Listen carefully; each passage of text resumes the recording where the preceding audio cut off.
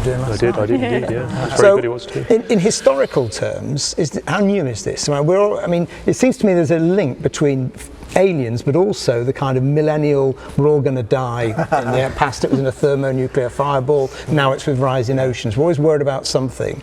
And then for much of the 26th century and a little bit before, we've been worried about aliens. When did people first start worrying about aliens, and did they write about them or write in books? Or Yeah, I mean, the idea of extraterrestrial, or I shouldn't say extra, supernatural beings is a long-standing one. And so before we called them aliens, you would have just called them angels and demons, essentially. I mean, going back, like I said, into the 19th century, you have Giovanni Schiaparelli, I think I'm pronouncing that name right, who sees those lines on Mars and calls them canali, which means channels, that's natural, as opposed to Percival Lowell misreading it and seeing it as canals, right? So that starts getting us thinking about, it's when we've got the scientific equipment to be able to see that and say, wow, maybe there's other creatures living there, as opposed to up in the heavens.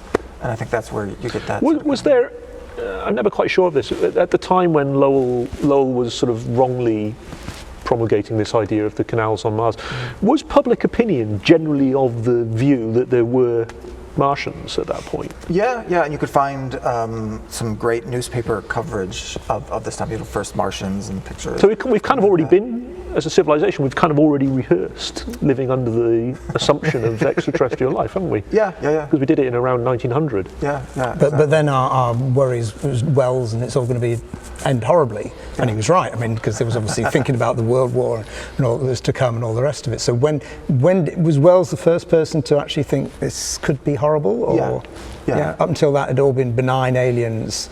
Yeah, I mean, it's not that long between. I mean, Wells is writing this at exactly the same time that they're talking about that.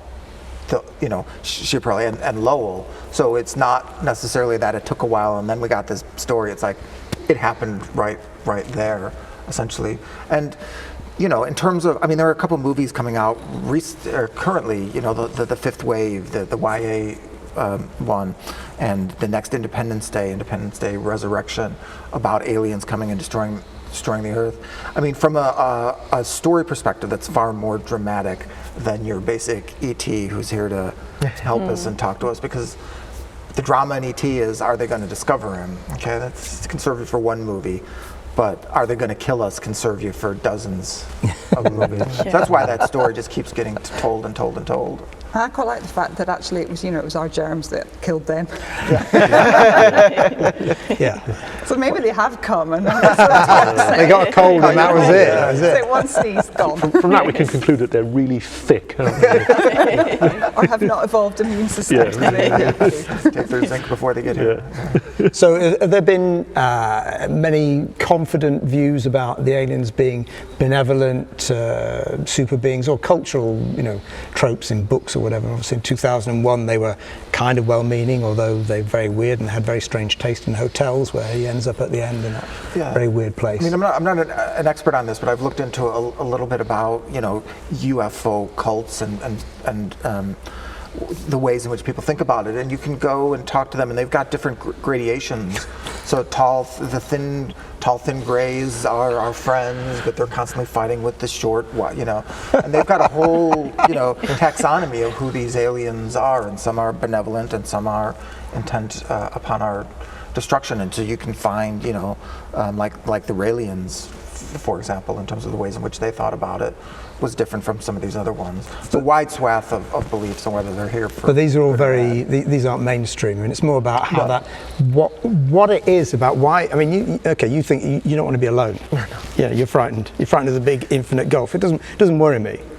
But why is it attractive, the idea that there will be nice aliens? Does it mean we're not responsible anymore? I'm not frightened of being alone or anything like that. I think it is more. I've got a certain number of years, and it's almost a very selfish opinion where, like, I want humanity to accomplish everything it can accomplish before I drop dead. Well, I'm sorry to break it to you, but I hope it doesn't anyway. But it's that thing where, like, there is so much more to discover. There's so much more to this universe than meets the eye. How much of it is going to be unraveled within my lifetime? The more that can be unraveled, the happier I will be, the more satisfied I will feel, the more I feel my life's been exciting or whatever. So that's one aspect to it. But I think it's about, I think that this is the one big question. It would also give us a good sort of, I mean, if we detected an alien civilization, it would kind of give us encouragement that we don't have to screw things up. You know, Well, we unless all they're saying is, you know, you look like you'd be good to eat and we're coming to get you. And then you'd be rather worried. It depends whether one assumes that then we just have to get Will Smith on the phone then. I'm not sure it works as easy as that. You assume that in Star Trek that they've gone beyond wars and all the rest of it and they've managed to settle things. But maybe they haven't. Maybe they're Klingons. Maybe they're actually rent by civil war and perpetual hatred and bigotry, which, I mean, I do think you wouldn't get that far then. I do wonder where they got their star drives from. I think they're probably stolen. But I mean, I know I was sort of joking about the sort of bacterial infection thing earlier, but actually that would be the killer, wouldn't it? We are surrounded by a sea of germs that we have adapted and evolved our immune systems to be reasonably tolerant of, and that's why, you know, we're not constantly ill.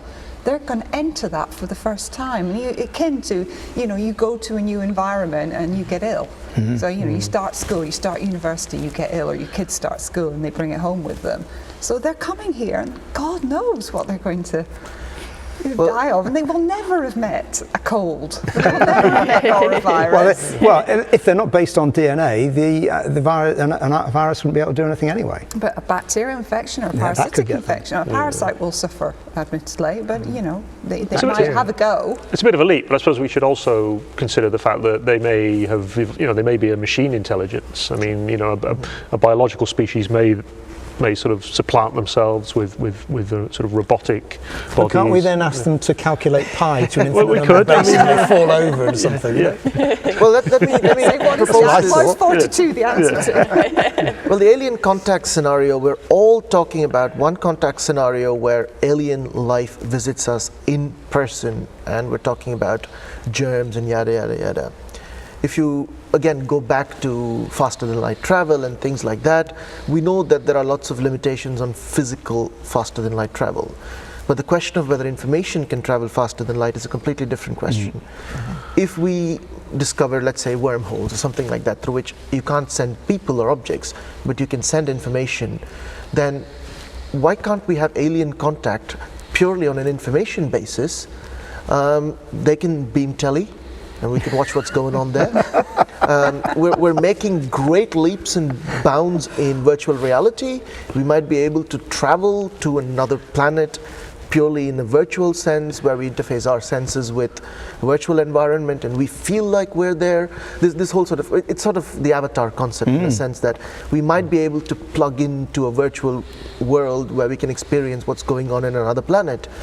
I'm more inclined to think that that's more feasible than us actually traveling in spaceships to another planet. Information could get there. A lot safer going to Mars. I mean, I'd wear a suit and feel like I was at Mars, cold and whatever, but I'd rather do that than actually go there and then If you could do that realistically... Or it could be like the Matrix, and you know, we're just getting told. Well, no, that's what not it's true. like. Somebody recently did an experiment and published proof that we don't live in a simulated universe. If we were in the Matrix, then you know, you could imagine it's anything. But I think there are people working on that. Is it tachyons? The things that can't go slower than light, the speed of light. They have to go faster than the speed They're not of actually light. proved. Yes, there are people working on this, aren't they? And looking at but trying physics to use the Doppler doesn't- effect to help them. Physics doesn't forbid particles from traveling faster than the speed of light. It just prevents you from accelerating to the speed of light.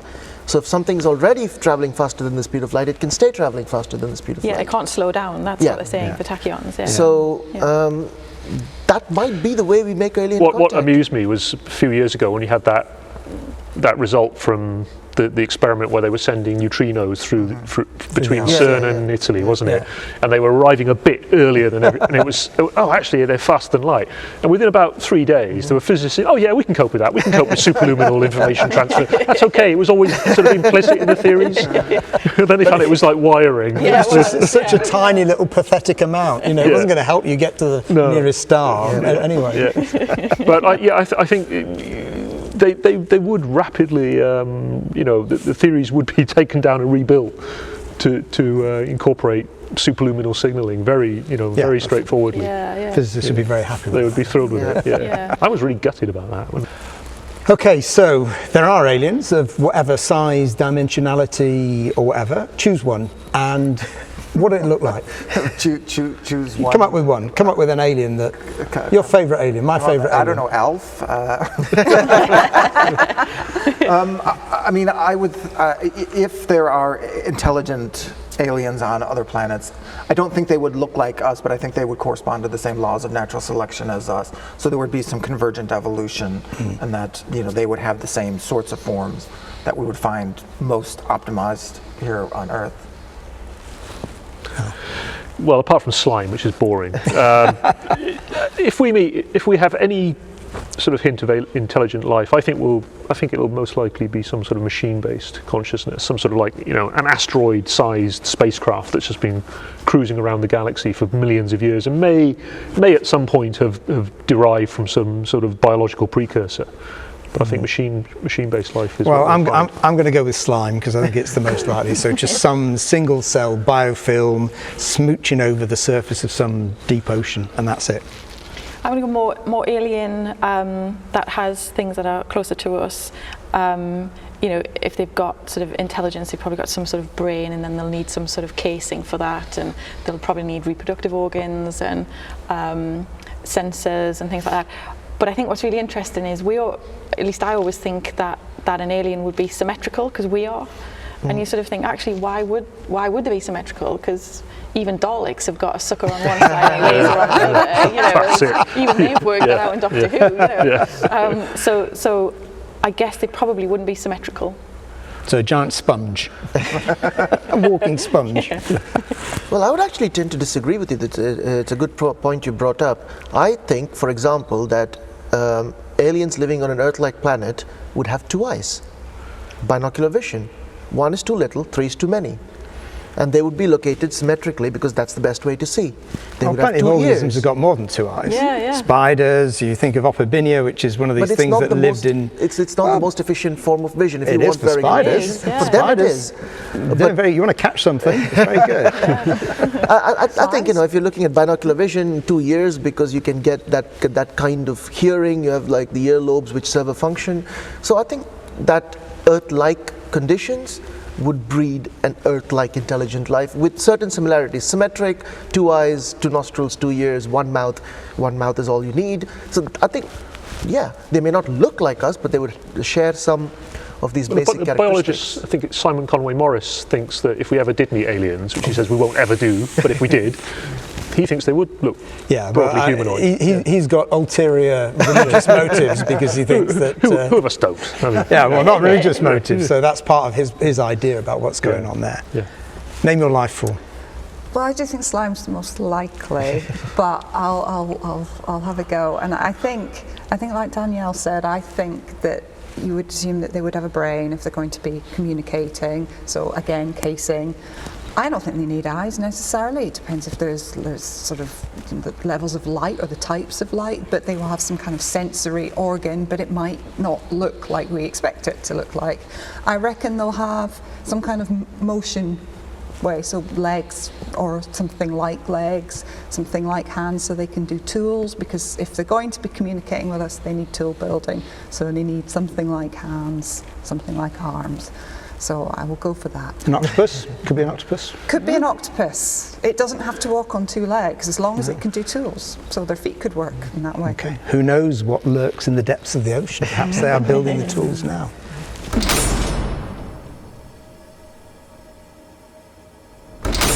If you've enjoyed this discussion and you want to see more, why not subscribe now?